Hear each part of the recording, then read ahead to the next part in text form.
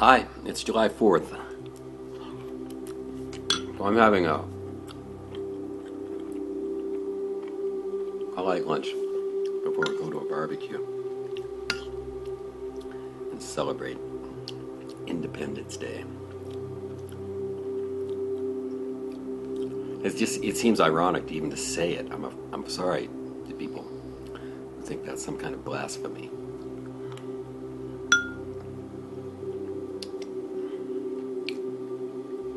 But I feel like things are very much on the ocean liner, kind of icebergs in the distance, that kind of thing. Or the coral reef, maybe a better, because it's invisible to people, mostly.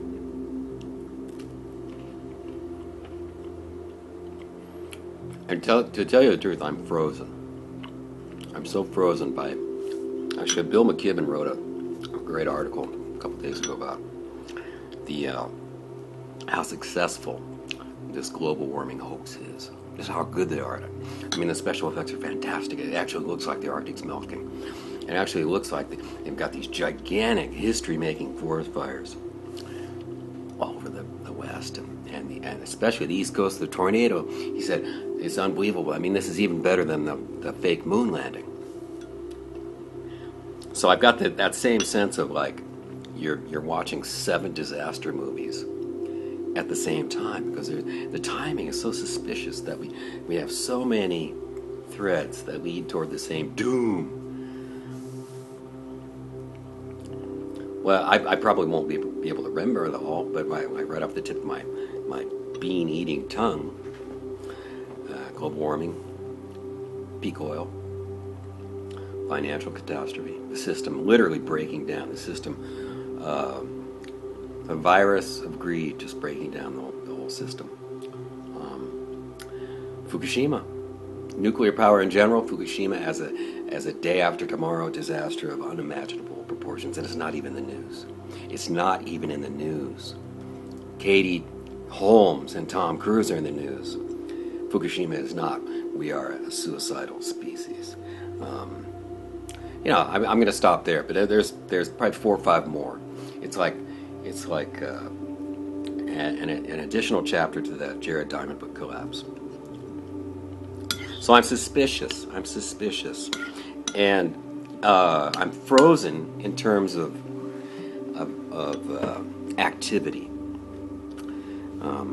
because I'm feeling that like posting stuff on Facebook is kind of futile, and I've got my own favorites, the ones that really outrage me, and it says a lot more about me than anything else, I suppose. That like, okay, the thing that outrages me is the Wall Street buying the government, banks buying the government.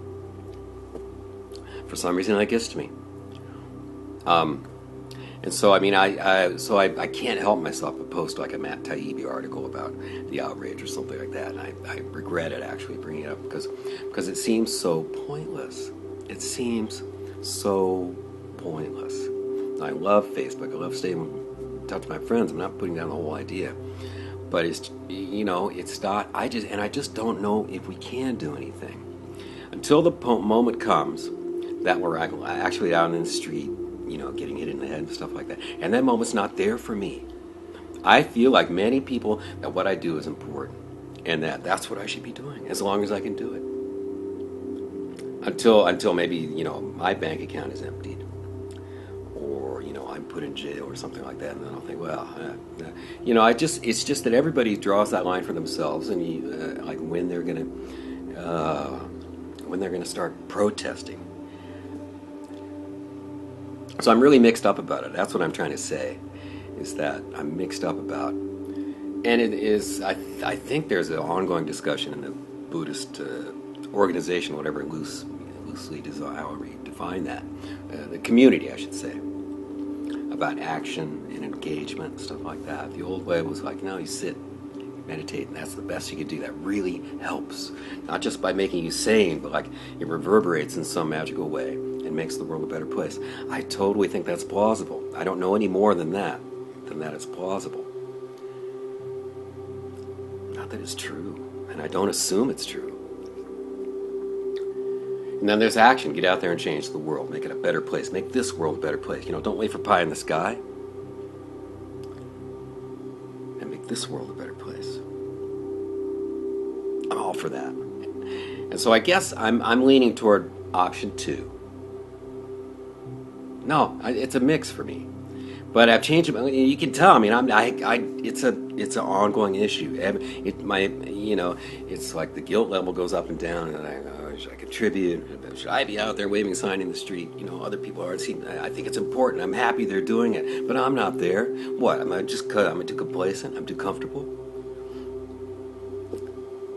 I feel like what I'm doing is important, whether it's painting, writing, meditation, trying to make myself a better person, trying to help others in the way that I can. I just think it's an individual decision, which is not going to stop me from going, asshole, you're not doing what I think you ought to do. I mean, I try to refrain from doing that, catch myself, but it's just part of what we do, right? You do it, don't you?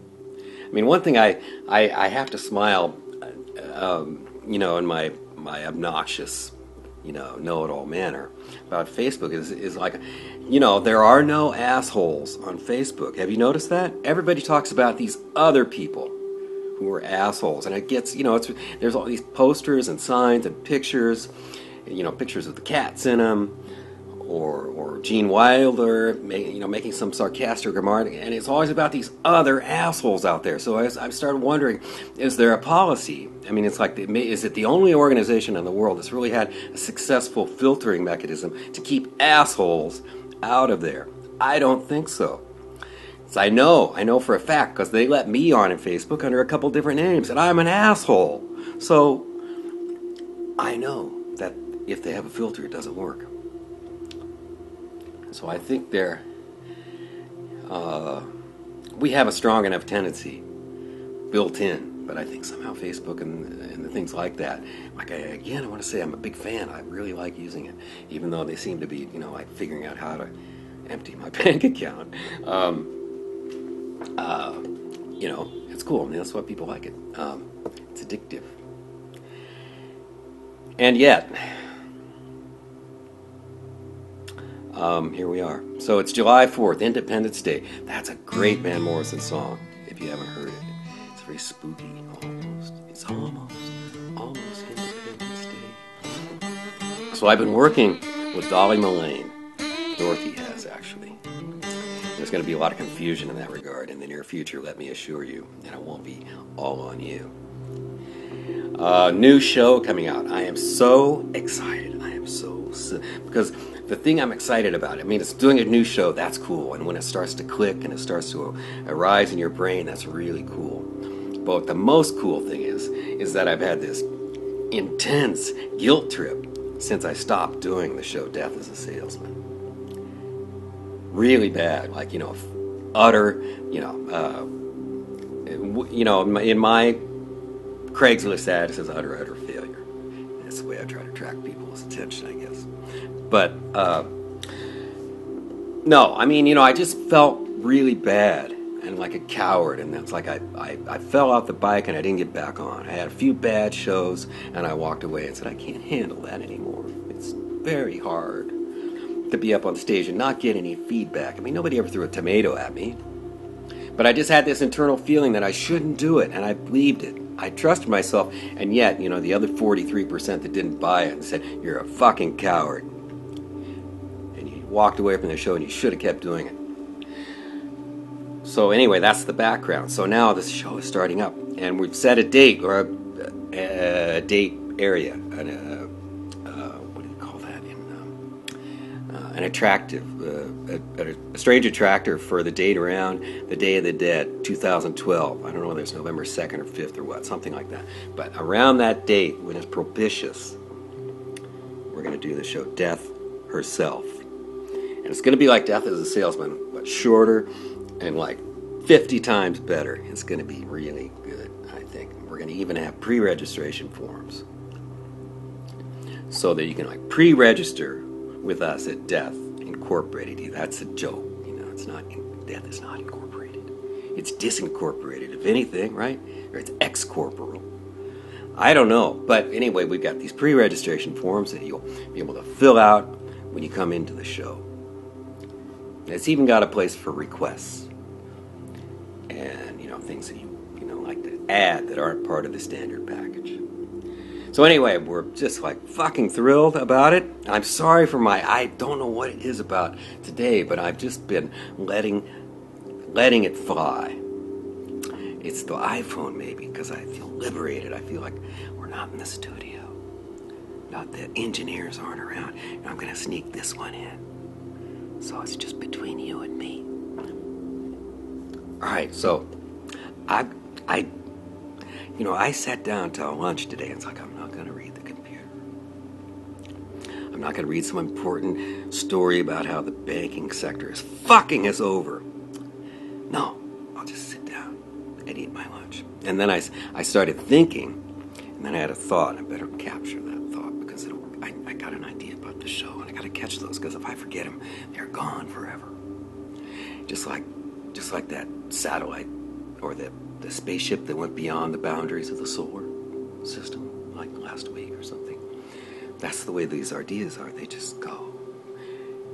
I hope other worlds find them and put them to use. And then I had the iPhone here, and I haven't touched my lunch. I've got a beet salad and some green crackers and some bean soup I made a while back. Anyway, this is Douglas Truth, and that's everything I know. I do wish you well, and be careful with the fireworks. And other than that, I don't know anything. All right, bye. And a cool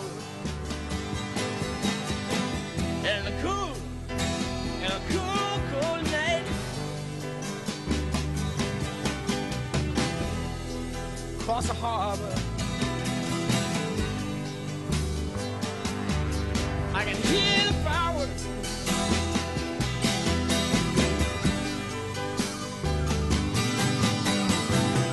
I can hear the people shouting out. I can hear the people shouting out. Up and down the line. Up and down the line. And it's almost